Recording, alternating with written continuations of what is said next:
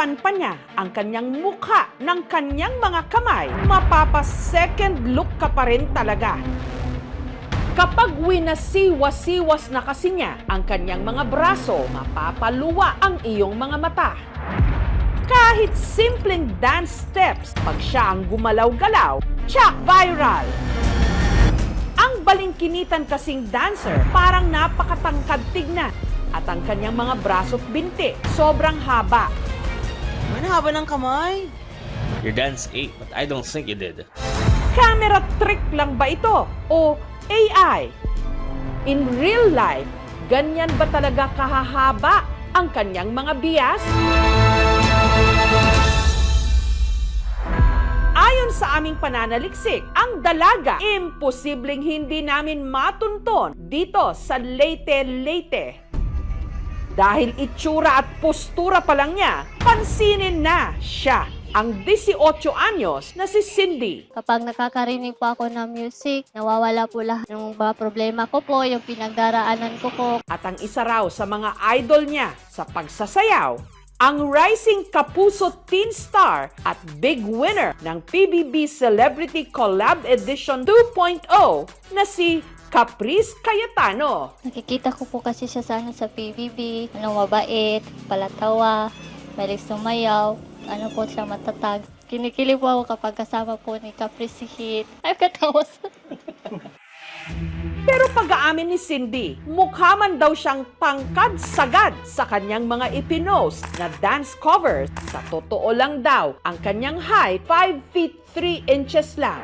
Mula sa balikat hanggang dito sa dulo ng finger niya, 32 inches po. Mula ng baiwang hanggang dito sa talampakan niya ay 45 inches po. Nagmumukha lang daw siyang matangkad at parang may mahabang bias dahil ang kanyang mga braso't binti sadyang napakapayat at napakanipis. At kaya rin daw pirmi siyang nakasuot ng maluluwag na damit para naman itago ang isa niyang lihim. Ang kanya pala kasing spine o gulugod, tila iba ang forma. Kapag nagbibihis pa ako ng damit, nakikita ko po doon sa salamin na ang pangit na ng likod ko, bakit ganito na? Dati wala naman to. Dahil dito, hirap siyang gumalaw.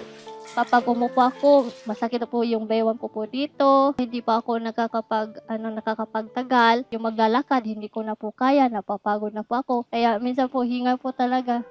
Si Cindy, laking lola. Yung ulo niya mahaba ganito.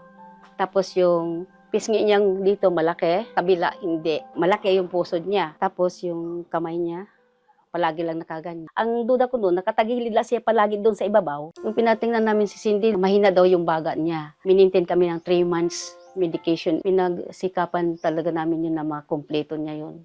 Sa pagsisikap at pag-aaruga ni Ofelia, bumuti ang kondisyon ni Cindy. Pagtuntong ni Cindy ng elementary, napansin daw ni Ofelia na parang sumobra naman ang kapayatan nito. Baga mana-mana lang yan. Aside ng tatay niya, oo, matangkad silang lahat. Pero ang ipinagtataka niya, Yung tangkad niya, kasi walang laman, yung ano niya, yung mga kamay niya, kahit anong kain niya, hindi rin tumataba. tuluyan na raw nabahala si Ofelia nung napansin niyang parang hindi normal ang forma ng dibdib ni Cindy. Meron kasi itong umbok.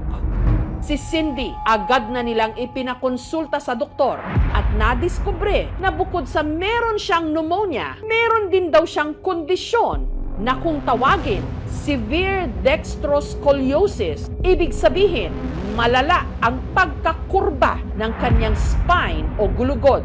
Dahil sa kanyang kondisyon na apektuhan pati pag-aaral ni Cindy. Aral, sinisi ko po yung sarili ko po na bakit po ako ganito? Hanggang po dumating po sa point na laman mo lang po na papayag na lang po ako na hindi na lang po ako mag-aaral, hihinto na lang po ako.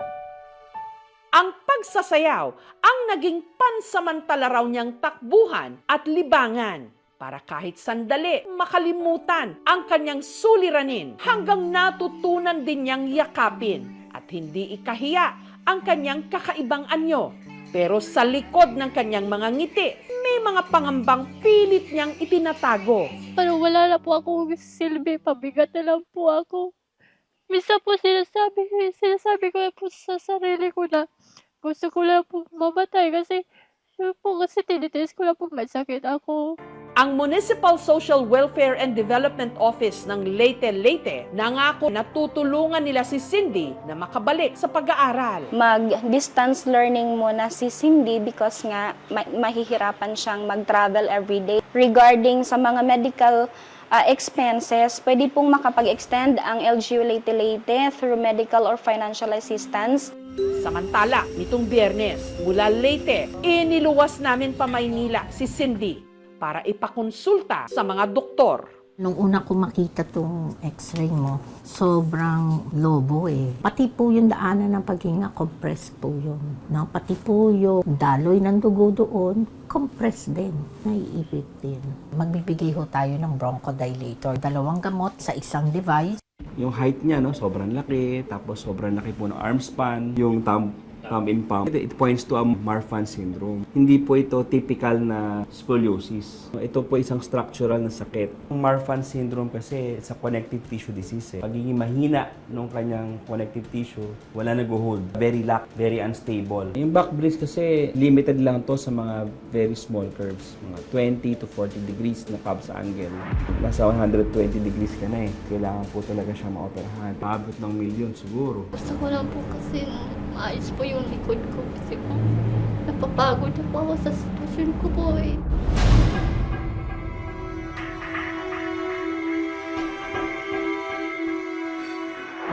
Problema kasi wala tayong screening. Late na nade-detect, lalo na sa mga bata. We have to call all the LGUs, the Department of Health, to pitch in para magkaroon tayo ng integrated scoliosis care system. Sa kabila ng mga iniinda niyang problema, may isa ring gustong palakasin ang kanyang loob.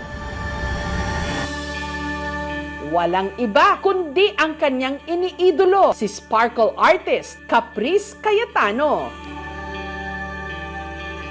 Hello Cindy, nice to meet you. Hello po Lola. Hello. Thank you. Tara po tayo. Mananalo ka talaga sumigaw, tumalon, kahit masama pakiramdam. Ay ko. Wala, nakakaiyak na naman. Hahawa po ako sa iyo. Hindi sa tuwa, hindi na makapagsalita tuloy. Oo. Kasi hindi niya akalain na makita kayo ngayon. Hindi namin akalain makatagpo kami, makakaano kami ng artista. Kasi nandun kami nakatira sa malayo. Ako, masaya po ako na nakita ko po kayong dalawa ngayon ni Cindy. Ako rin.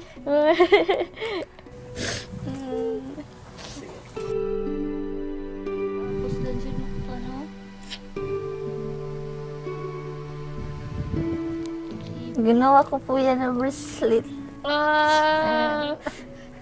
Grabe, thank you.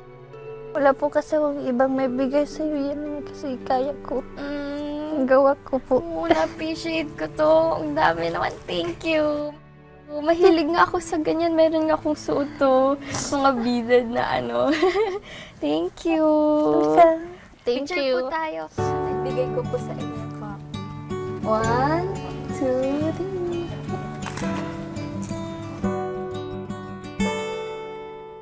Ito po, para may remembrance po.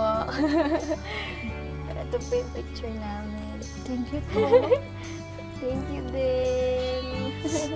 Ayun, Cindy, meron lang akong maliit na gift for you. Pati yung bag sa'yo na din. Thank you May po, mga Caprice. stickers, tsaka lip gloss, you pang po. TikTok, tsaka pantulog. Wow. Thank you po. Siyempre, hindi na pinalagpas ni Cindy ang pagkakataon na maka-dance collab ang kanyang idol.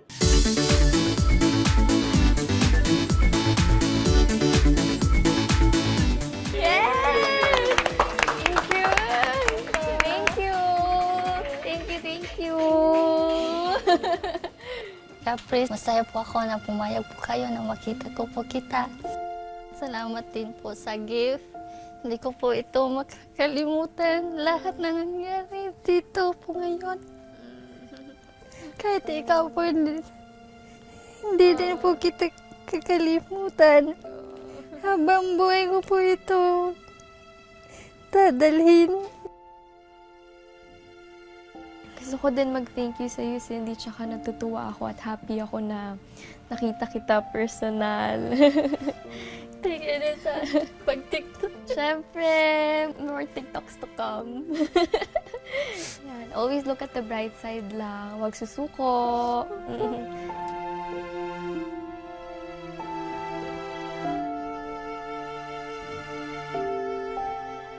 May mga bagay sa buhay na hindi natin kayang ituwid. At minsan, wala na sa ating mga kamay. Pero sa kaso ni Cindy, pinipili pa rin niyang lumaban. Sa bawat galaw, sa bawat sayaw, naroon ang lakas na hindi kayang pigilan ng anumang kondisyon. Positive lang, Cindy. Huwag kang mag-isip ng kung ano-ano. Yung isa ko lang pong paraan is kay Lord. Niniwala pa ako na mayroon pong patutunguhang maganda. Balang araw po. Laban na.